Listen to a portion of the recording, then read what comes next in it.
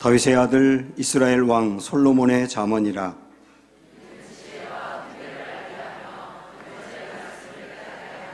지혜롭게 공의롭게 정의롭게 정직하게 행할 일에 대하여 훈계를 받게 하며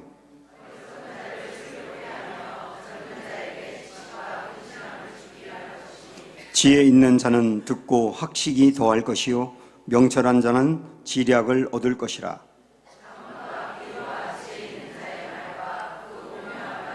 같이 읽습니다. 여호와를 경외하는 것이 지식의 근본이거늘 미련한 자는 지혜와 훈계를 멸시하느니라. 아멘. 오늘이 우리 2019년 마지막 주일인데요. 1년 동안 여러분 그 옆에 앞뒤에 계셨던 분들이 여러분에게 큰 도움을 주신 분들입니다. 한 해 동안 감사했습니다 하고 함께 인사하도록 하겠습니다. 한 해 동안 감사했습니다.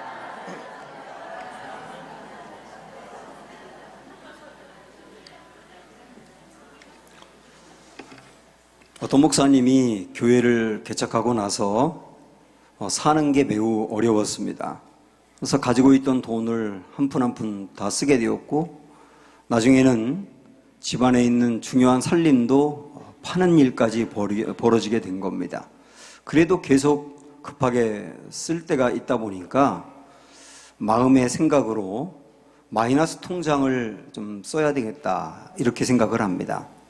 그런데 바로 그 시점에 이 목사님은 매일매일 잠언의 말씀을 깊이 묵상하고 있었다고 합니다. 물론 지금 경제적으로 매우 어려운 이 상황에서 잠언서 몇 장 몇 절이 구체적으로 답이 되고 그러는 것은 아니었지만 이 목사님이 잠언서를 묵상하다 보니까 마음에 지혜가 생기더라는 거예요. 그래서 깨닫고 결단한 게 뭐냐면 빈털터리가 되는 것이 차라리 매이는 것보다는 덜 비참하다. 빈털터리가 되는 것보다 훨씬 더 비참한 게 매이는 거다 라고 하는 것을 깨닫고 마이너스 통장을 쓰지 않고 위기를 극복했다는 거예요. 이것을 지혜라고 말하는 겁니다. 이 목사님은 지혜가 있었던 분인 거예요. 살아가다 보면 정말 삶이 막막할 때가 있습니다. 내 인생이 뒤죽박죽 되었다고 생각할 때도 있고요. 어떻게 해야 될지 알지 못하는 혼동스러운 상황을 만날 때도 있습니다. 이럴 때 정말 중요한 게 지혜가 있어야 되는 거예요. 우리 전래 동화 중에 햇님 달님 이야기 여러분 아시지 않습니까? 오누이가 집안에 있을 때 호랑이가 오게 되고 호랑이를 피해서 나무 위로 올라갑니다. 근데 호랑이도 이 두 아이를 잡아먹기 위해서 역시 나무 위로 올라오고 있어요. 그때 기도합니다. 우리를 좀 도와주세요. 호랑이로부터 보호해 주세요. 하고 기도하니까 무슨 일이 생겼죠? 하늘에서 동아줄이 내려옵니다. 그 줄을 붙들고 올라가서 한 아이는 햇님이 되고 또 한 아이는 달님이 됐다는 이야기인데요. 이렇게 어떻게 해야 될지 모르는 상황, 매우 급박하고 위험하고 그런데 어떻게 해야 될지 모르는 상황에서 그 아이들을 건져냈던 동아줄 같은 것이 지혜라고요. 지혜가 그렇게 중요한 것입니다. 가만히 생각을 해보면 그때 조금만 내가 지혜로웠더라면 그 사람과 관계가 깨지지 않았을 텐데 이런 생각이 들지 않습니까? 그때 지혜롭게 말하지 않고 좀 미련하게 말하는 바람에 그 사람하고 관계가 영원히 끝나버리고 더 이상 만나기 어려운 그런 지경에 빠진 일이 있지 않습니까? 우리는 옳은 것은 다 맞는 거라고 생각하는 경향이 있어요. 그런데 옳은 것이 시기와 잘 만나야 진짜 맞는 게 되는 겁니다. 옳은 말인데 분명히 그 사람이 하는 말은 틀린 말이 아니에요. 옳은 말인데 그때 하면 안 되는 말인 경우가 있어요. 그 순간에 그 말을 하면 안 돼. 맞는 말이긴 하지만 그런데 맞는 말인데 시기가 잘못돼서 사람에게 상처를 주는 경우도 있습니다. 그건 옳은 말일지 몰라도 맞는 말은 아니지 않습니까? 옳은 일이에요. 그 사람이 하는 일이 잘못된 게 아닙니다. 그러나 지금보다는 나중에 하는 게 훨씬 나을 수가 있어요. 그 사람의 일이 잘못되어서 일을 그르치는 것이 아니라 시기가 잘못되어서 그르치는 경우가 있습니다. 그래서 옳은 말과 옳은 일을 이때 해야 되는지 나중에 해야 되는지를 잘 구분하는 것을 분별력이라고 말합니다. 이게 지혜거든요. 지혜는 때와 기한을 잘 아는 것입니다. 이렇게 몇 가지를 여러분에게 나열했습니다마는 지혜가 얼마나 중요한지 아시겠죠? 중요한 것은 이런 부분에 대한 지혜가 내게 있고 이런 일에 대한 지혜가 내게 있다가 아니라 그 사람 자체가 지혜로운 사람이 되는 거예요. 잠언은 우리를 지혜로운 사람으로 만들어줍니다. 우리가 여러 가지 일을 만날 수 있고 여러 가지 상황을 만날 수 있는데 그 여러 가지 일과 상황 속에서 정말 지혜로운 판단할 수 있는 사람을 만들어주는 게 잠언서라고요. 우리가 알고 있는 지식이 있어요. 지식은 아는 대로 하면 됩니다. 예를 들어서 교통신호 보면 파란불이 켜지면 가면 되는 거고 빨간불이 켜지면 서면 되는 거예요. 그 지식은 그대로 하면 되는 겁니다. 그런데 살아가다 보면 이렇게 하는 게 옳은지 이렇게 하는 게 옳은지를 구분하기 어려울 때가 적지 않게 많습니다. 그 사람하고 결혼하는 게 맞는지, 그 직장을 들어가는 게 옳은 것인지, 그 집으로 이사하는 게 합당한 것인지 판단이 안 설 때가 참 많습니다. 그럴 때 일상적인 삶 속에서 바르게 판단하고 결정할 수 있도록 이끌어주는 게 잠언서라고요. 그래서 잠언은 뭔가를 아는 것을 말하는 게 아니라 어떻게 지혜롭게 사는 길을 얘기해주고 있단 말입니다. 그래서 저는 오늘 말씀의 제목을 잠언은 구두 속 십계명이다 이렇게 정했는데요. 무슨 말이냐면 이 세상에서 어떻게 살아야 하는지 알려주고 안내하는 실제적인 지혜가 우리에게 뚜벅뚜벅 걸어오게 하는 게 잠언이라는 뜻입니다. 실질적인 삶 속에서의 필요한 것들을 알려준단 말입니다. 이렇게 지혜가 중요하다는 것을 우리가 알았다면 이 지혜를 어떻게 얻을 수 있을까요? 여기서 말하는 지혜라고 하는 것은 많은 경험을 가지면 얻을 수 있습니다.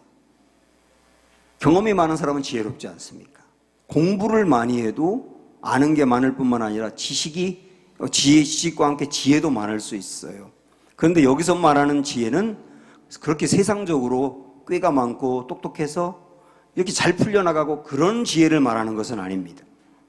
여기서 말하는 잠언서에서 말하는 지혜는 한마디로 말씀드리면 하늘의 지혜예요. 하늘의 지혜. 이 하늘의 지혜를 내가 어떻게 얻을 수 있느냐? 분명한 것은 이 하늘의 지혜는 터득하는 게 아니고 선물로 하나님이 주시는 겁니다. 여러분 일단 그걸 아셔야 돼요. 이 말씀을 보면 대저 여호와는 지혜를 주시며 지식과 명철을 그 입에서 내심이며 그랬습니다. 하나님은 지혜를 주신다 그랬어요. 그리고 지식과 명철도 지혜의 다른 표현인데 그것도 하나님의 입에서 내신다 그랬어요. 한마디로 말씀드리면 하늘의 지혜는 하나님의 선물이란 얘기예요. 그러면 하나님이 선물로 주시는 게 지혜라 그랬는데요. 하나님은 여러분 먼저 아실 것은 뭐냐면 하나님은 지혜의 근본이십니다. 하나님이 행하는 모든 것은 완벽한 지혜예요. 하나님이 만드신 천지 만물을 보세요. 태양이 있지 않습니까? 여기에 지구가 있지 않습니까? 만약에 말입니다. 태양이 그 자리를 이탈해서 지구 쪽으로 조금만 더 가까이 온다면 지구는 다 타버려요. 만약에 태양이 지구에서 조금만 더 멀어진다면 우리는 전부 다 얼어 죽습니다. 그 자리에 있는 게 지구의 건강을 위해서 가장 적정한 거리에 있는 거예요. 그것은 자연이 된 일인가? 누군가가 만든 것인가? 우리 인체의 신비를 여러분 아시지 않습니까?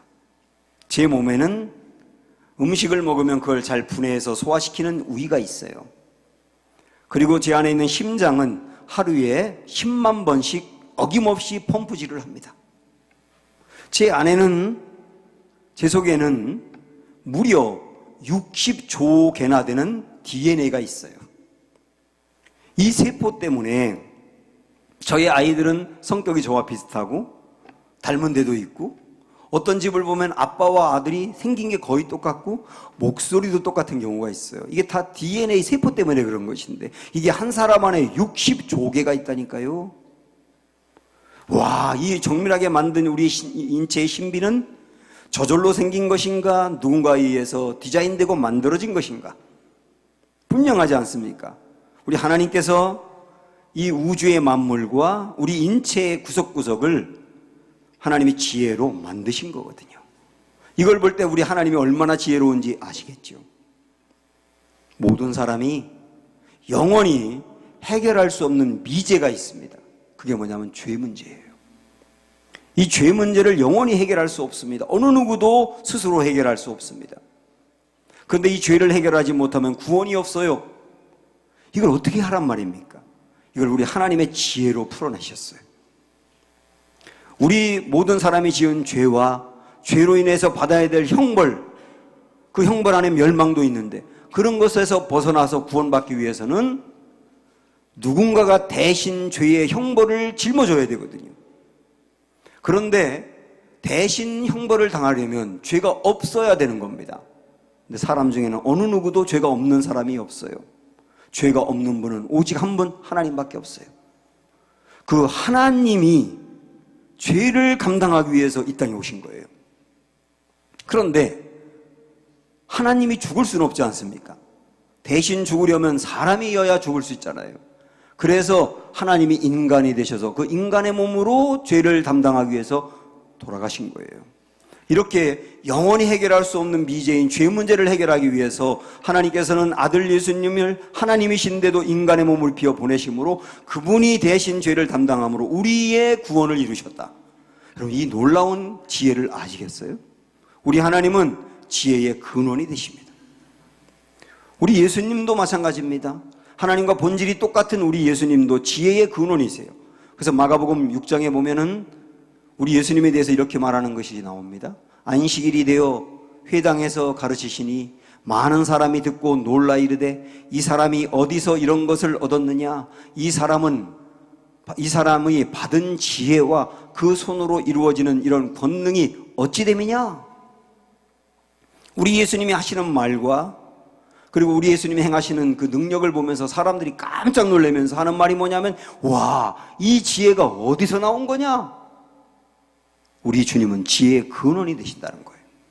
또 우리가 지난 시간에도 보았지만 골로새서 2장 3절에 보면 같이 보세요. 시작. 그 안에는 지혜와 지식의 모든 보화가 감추어져 있느니라.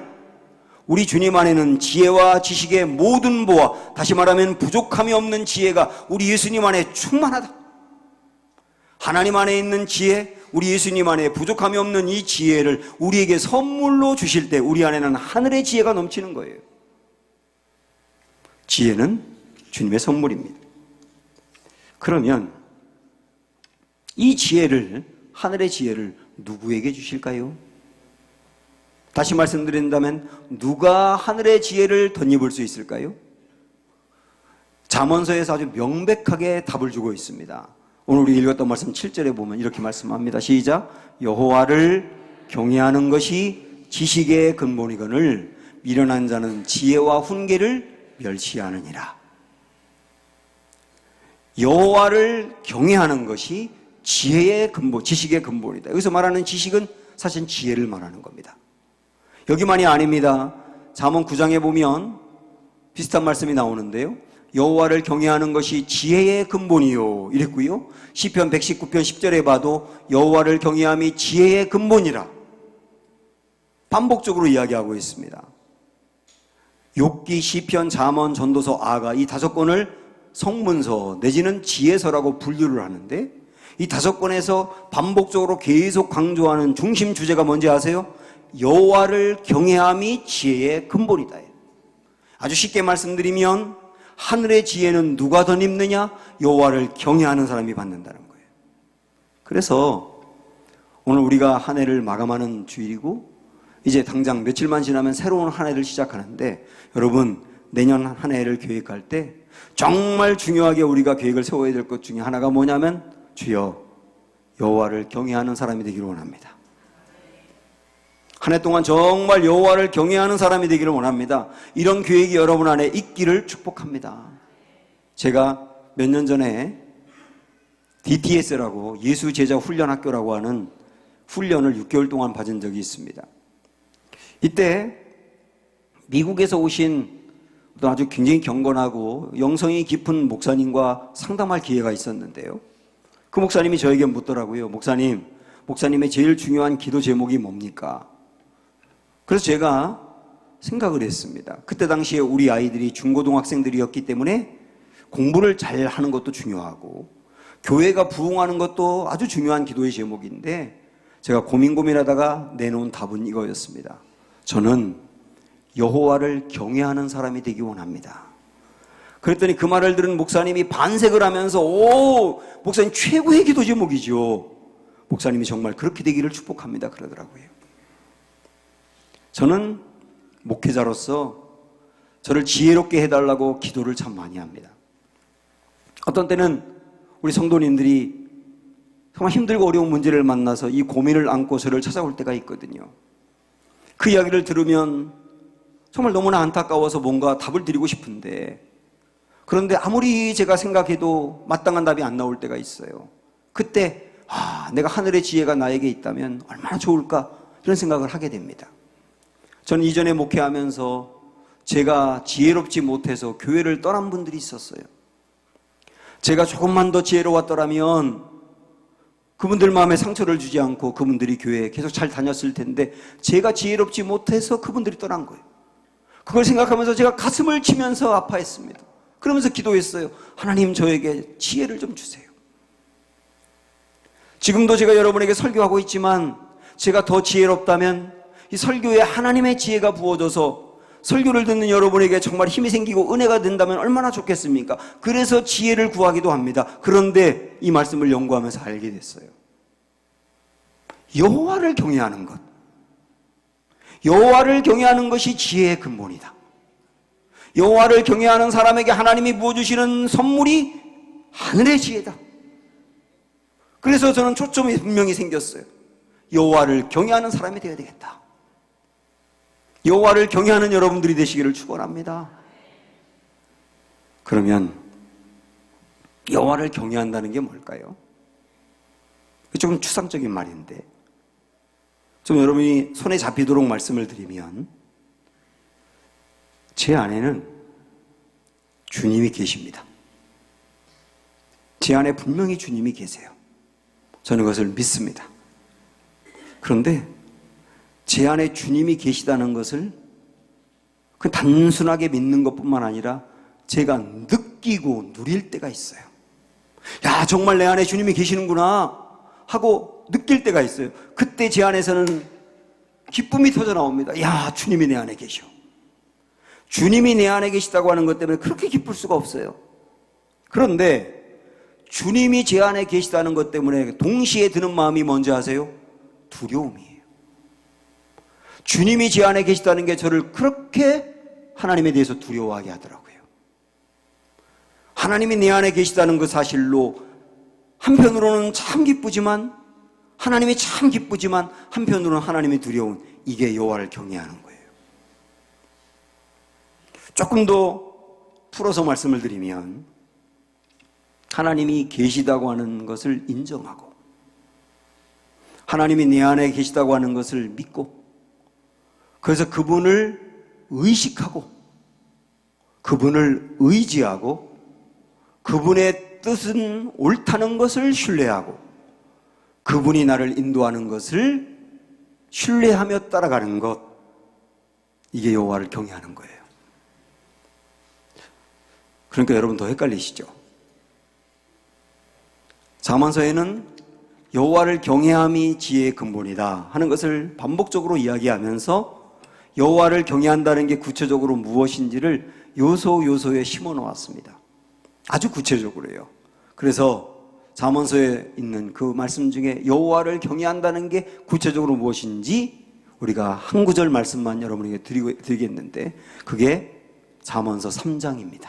특별히 6절의 말씀, 그 유명한 이 말씀 같이 읽어볼까요? 시작. 너는 범사에 그를 인정하라 그랬습니다. 너는 범사에 그를 인정하라.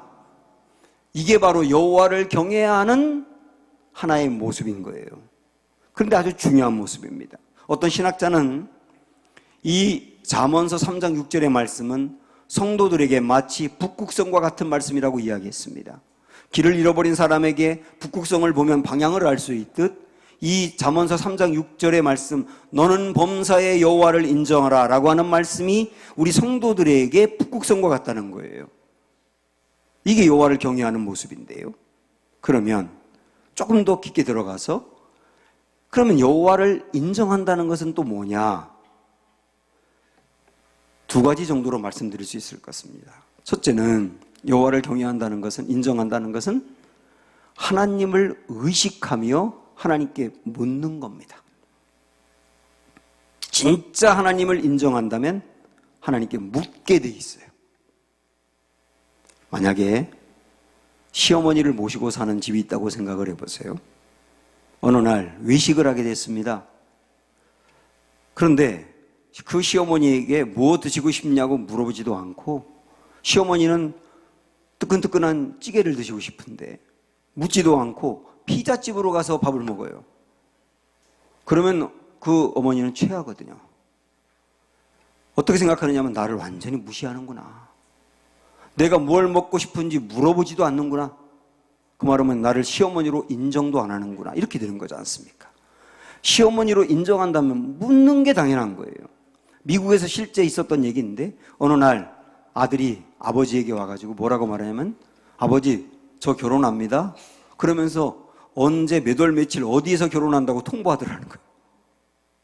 이 아버지가 그 얘기를 듣고 너무 무시를 당했다고 생각을 하는 거예요. 아니 아들이 결혼하는 그 중요한 문제를 아버지와 전혀 상의도 하지 않고 날짜도 잡고 장소도 잡아? 이건 아버지를 인정하는 게 아니에요. 우리 하나님 앞에서도 마찬가지. 하나님을 정말 인정하는 사람은 묻게 되어 있습니다. 다윗을 여호와를 경외하는 사람이라고 우리가 알고 있는데 왜 다윗을 여호와를 경외하는 사람이라고 이야기하는 줄 아십니까? 비근한 이 하나만 말씀드릴게요. 다윗이 이스라엘의 왕이 되고 난 다음에 나라에 전쟁이 일어났어요. 가까운 블레셋이 이스라엘을 친 겁니다. 자, 다윗은 왕입니다. 주변에 있는 나라가 전쟁을 일으켰어요. 이때는 뭐 볼 것도 없이 그 나라와 맞서 싸워 나라를 지켜야 되잖아요. 그런데 다윗은 성경에 보니까 하나님께 기도합니다. 주님, 제가 싸워야 되나요? 당연하지, 왕인데. 그런데 다윗은 물어요. 주님, 싸워야 되나요? 그때 하나님이 싸워. 그러면서 이길 수 있도록 힘을 주세요. 전쟁에 승리했어요. 근데 시간이 얼마 지난 후에 블레셋이 다시 전열을 정비해가지고 또다시 이스라엘을 치는 거예요. 이때도 물어야 되는 겁니까? 얼마 전에 블레셋이 쳐들어왔을 때 하나님께 물었는데 전쟁하라고 했잖아요. 그 나라가 또 쳐들어왔어요. 이때도 물어야 되는 겁니까? 또 묻는 거예요, 다윗은. 하나님, 지금도 싸워야 되나요? 그때 하나님께서는 싸워. 그러면서 이번에는 아주 블레셋이 다시는 쳐들어오지 못하도록 완벽하게 제압하도록 큰 힘을 주어서 승리하게 하십니다. 전 이 말씀을 묵상하면서 왜 다윗을 그렇게 하나님을 경외하는 사람이라고 하는가? 하나님께 묻는 거예요. 묻고 또 묻고, 당연한 것도 묻고, 이전에 물었던 것도 또 묻고. 그런데 동시대에 살았던 사울 왕이 왜 망했는지 역대상에 있는 말씀에서 10장에서 명백히 이렇게 얘기합니다. 사울이 죽은 것은 여호와께 범죄하였기 때문이라, 이렇게 단정하거든요. 여호와께 범죄했기 때문에 사울이 죽었다. 다시 말하면 사울이 망했다예요.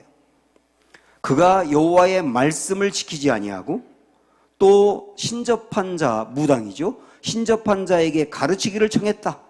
그러니까 하나님의 말씀대로 순종하지 않고 무당에게 가서 자기 운명을 묻고 미래를 물었단 말이에요. 이게 죄인 건 당연하죠. 근데 그 다음 말씀을 보면 여호와께 묻지 아니하였으므로 라고 말씀해요. 여호와께 묻지 아니하였으므로. 이게 죄입니까?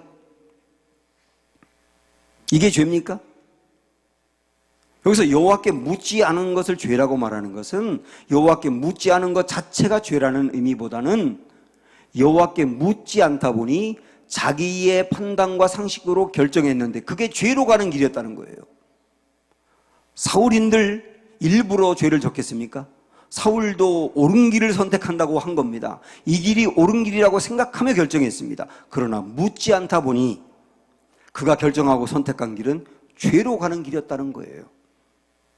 그래서 아주 중요한 것이 뭐냐면 여호와께 묻는 거다. 우리는 보통 심각한 일이 있을 때는 여호와께 묻습니다. 만약에 심각한 문제가 있는데도 여호와께 묻지 않는다면 그 사람은 하나님 믿는 사람이 아니죠. 그런데 중요한 건 뭐냐면 오늘 말씀에 뭐라고 말했습니까? 범사에 그를 인정하라예요. 범사에 그를 인정하라. 내가 뭔가 결정하려고 할 때 이게 하나님의 뜻이 맞는지 물어라. 내가 이 사람을 만나는 것이 하나님 마음에 합한 것인지 물어라. 내가 이 직장에 들어가는 것이 하나님 마음에 합한 것인지 물어라. 내가 그 사람과 깊이 교제하는 게 진짜 하나님 마음에 맞는 것인지 물어라. 뭔가 시작하기 전에 물어라. 되는 과정에서 물어라. 범사에 물어라. 그게 여호와를 인정하는 거다. 여호와께 물음표가 많으면 하나님이 주시는 것으로 인하여 깨닫는 느낌표가 많은 거예요. 그러므로 2020년을 설계하려고 하는 여러분, 무엇보다도 내년 한 해 동안 여호와께 묻는 것이 여러분 안에 계획으로 있기를 축원합니다. 이게 여호와를 경외하는 모습이며 여호와를 인정하는 겁니다. 또 하나 여호와를 인정한다고 하는 것은 좀 비슷한 얘기이긴 하지만 좀 다른 각도로 보면 하나님을 신뢰하고 나의 명철을 의지하지 않는 거예요. 범사에 그를 인정하라. 이게 6절의 말씀인데요. 그 앞에 나오는 5절과 그 다음에 나오는 7절을 보시면 이렇게 나와 있습니다. 너는 마음을 다하여 여호와를 신뢰하고 내 명철을 의지하지 말라. 근데 이것을 7절에서는 이렇게 표현합니다. 스스로 지혜롭게 여기지 말지어다.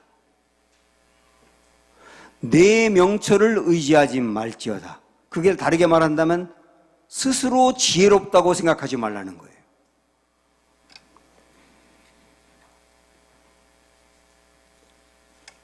나는 경험이 있기 때문에, 배운 게 있기 때문에, 상식이 있기 때문에 이게 옳아, 이건 틀린 거야, 이렇게 스스로 구분할 줄 압니다.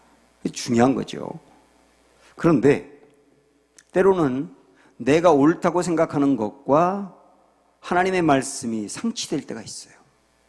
그럴 때는 내가 옳다고 하는 것을 내려놓고 하나님의 말씀을 붙드는 게 여호와를 인정하는 거예요. 베드로, 우리가 잘 알고 있는 예를 들면 베드로는 어부로 살아왔고요. 어느 날 물고기를 잡았는데 밤새 그물을 던졌지만 한 마리도 잡지 못했습니다. 그리고 새벽에 빈 그물을 닦고 있었어요. 어부들은 경험으로 압니다. 고기는 밤에 잡히지 새벽에 잘 안 잡힌다는 것.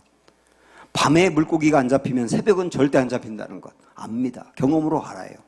상식입니다. 그런데 어찌된 일인지 예수님이 그 베드로에게 깊은 곳으로 다시 한번 그물을 던져보라고 말합니다.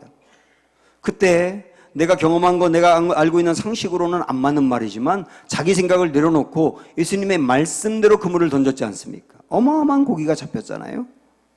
이게 스스로 지혜롭게 여기지 않는 거예요. 내 명철을 의지하지 않는 겁니다. 매 사마다 이게 되는 게 매우 중요한 거예요. 아주 쉽게 말씀드리면 나는 늘 틀릴 수도 있다는 것을 인정하는 거예요. 내가 틀릴 수도 있다는 걸 인정하는 게 사실 인생에 대해서 눈이 띄는 거 아니겠어요? 저는요,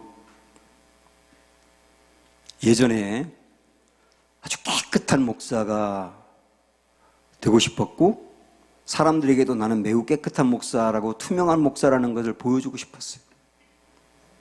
그래서 어딘가에 가가지고 설교를 하면 수고했다고 이렇게 봉투를 주면 안 받았습니다.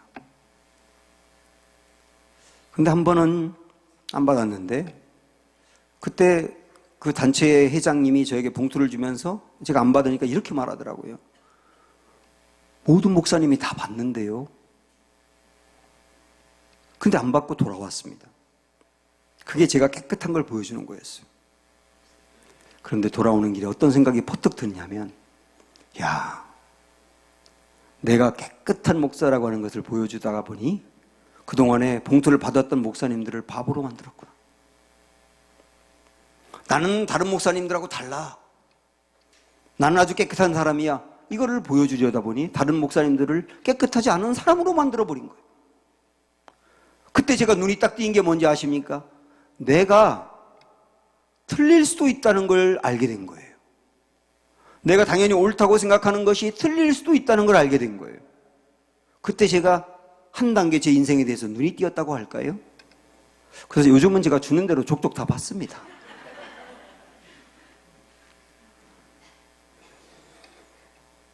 범사에 나 스스로 지혜롭다고 여기지 말아라.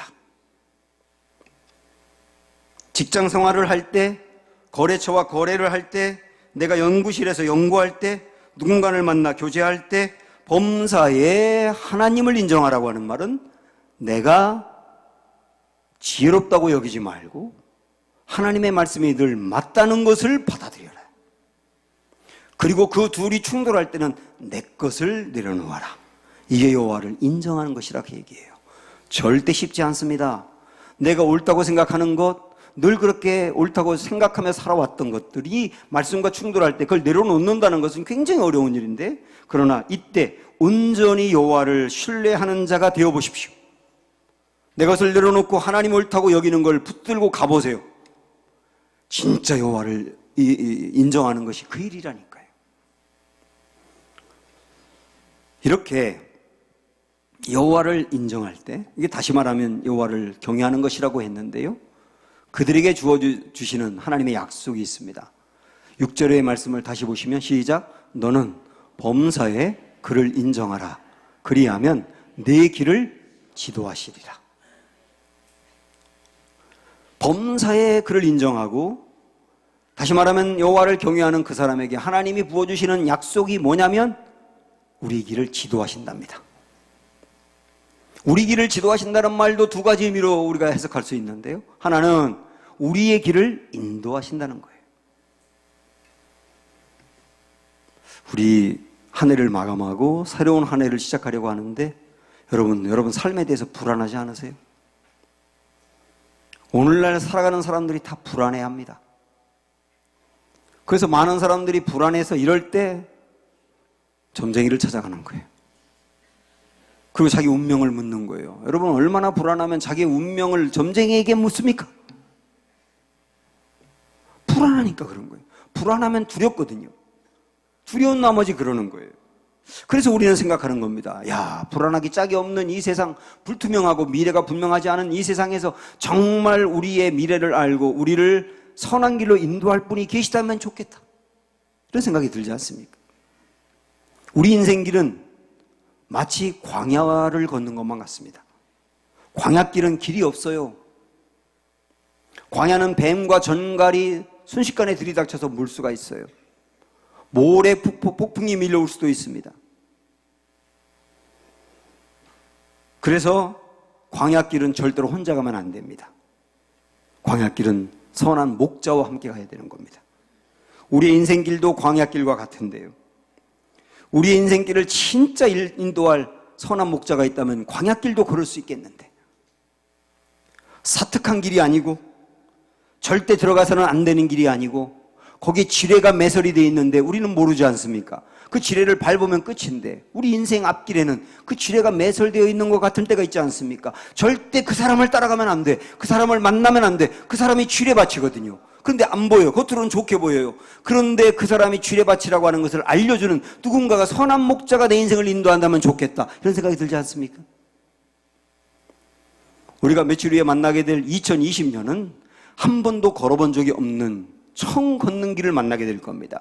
그것을 우리는 초행길이라고 말합니다. 인생은 초행길입니다. 걸어본 길을 경험하고 걷는 게 아니라 매번 새로운 길을 걷는 거예요. 그래서 우리 인생이 초행길이다 보니 설레는 마음도 있지만 두려운 마음도 있는 겁니다. 한 번도 걸어본 적이 없는 그 인생길, 나의 미래까지 알고 선한 길로 인도하는 누군가가 있다면 얼마나 좋겠습니까? 그런데 그 누군가가 우리에게 있어요. 그분이 주님이세요. 불안한 인생길, 광야 같은 인생길, 초행길을 걷는 우리들의 앞길을 인도하시는 분이 있다고요. 그분이 주님이시라고요. 여호와를 인정하는 사람에게 주시는 은혜, 하나님이 인도자가 되어서 우리의 그 길을 인도하신다는 거예요. 우리의 길을 지도하신다고 할 때 이 지도한다는 말은 또 다른 의미가 있는데요. 하나는 우리의 길을 인도한다는 의미였고, 또 하나의 의미는 우리의 길을 내신다는 의미가 있어요. 길을 내신다. 우리 인생길에는 길이 보이지 않을 때가 있습니다. 올해 2019년도에 길을 잃어버린 분들이 있을 수 있어요. 직장을 잃어버렸는데 그다음 길이 보이지 않는 거예요. 진로가 보이지 않아요.